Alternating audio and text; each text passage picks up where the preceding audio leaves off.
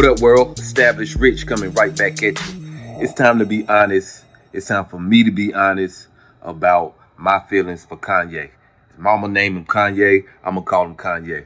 We're going to get into some of these latest tweets because he has been on a 9-hour tweeting frenzy.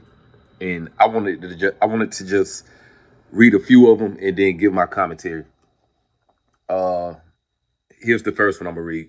Be clear, you Jewish niggas don't run me no more. This is a free country, and this is my free opinion. You abort black children for stem cells. Abortion is murder, and it's pushed onto the black and Latino communities. Ye even acknowledged his Jewish acquaintances, but stated outright that he does not trust them. And do I agree with him on that point? Of course I do. Yes, I do agree that abortion is pushed into the black and brown communities at a higher rate than it is anywhere else. Let's go to the next quote. I love when Jewish people come to me and say they can't work for me anymore. It's my fave. Here's another one. I will say nothing bad or against China. They always showed me love when Americans turned their backs on me because of a red hat or a t-shirt. I get money with China. I love China. God had my mom bring me there when I was 10 for a reason.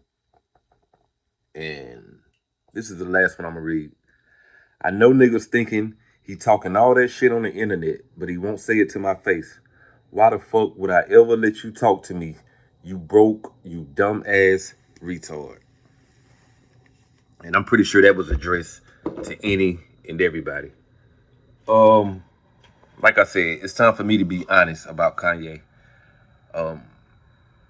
I've admired him as a producer, as an artist, as a visionary for a long time.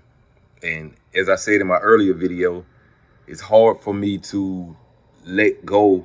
It's hard for me to separate my love for his music versus me continuing to give him another chance to regain my trust. He definitely doesn't have my trust musically anymore. I don't even know if it's his real voice on the records anymore.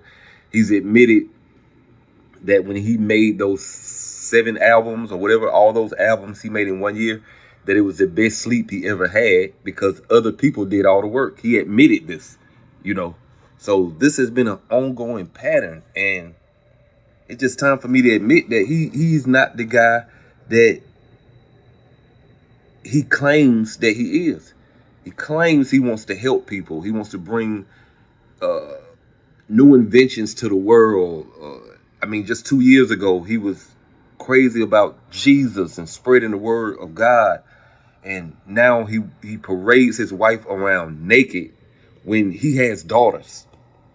I mean, what is this teaching his own daughters about dignity and shame? Is there any shame for them to come to his house and kick it with this woman who would do something like that? And everything with him is always about money and control. Money and control. He's going to buy 2 Maybachs. Who cares? Who cares? You made $2 million in how many of them minutes last year? Like, you've already attained all of this. And I would have hoped at this point that he would have been on a bigger mission. But even all the way back to the George Bush comment, his antics now lead me to believe that his George Bush comment was a cry for attention, just like everything he's doing now. Even him running on stage at the Taylor Swift moment. Like, these moments in hindsight have to be looked at differently because of the way he's conducting himself now. Basically, his whole career matches up to him doing anything for attention. And we've always excluded the George Bush moment because we all agree with what he said. The Taylor Swift video situation, some agreed, some didn't. But we always felt that Kanye spoke from the heart. That was the way he was able to continue to keep fans, because even if you disagreed, you always felt like it came from a genuine place.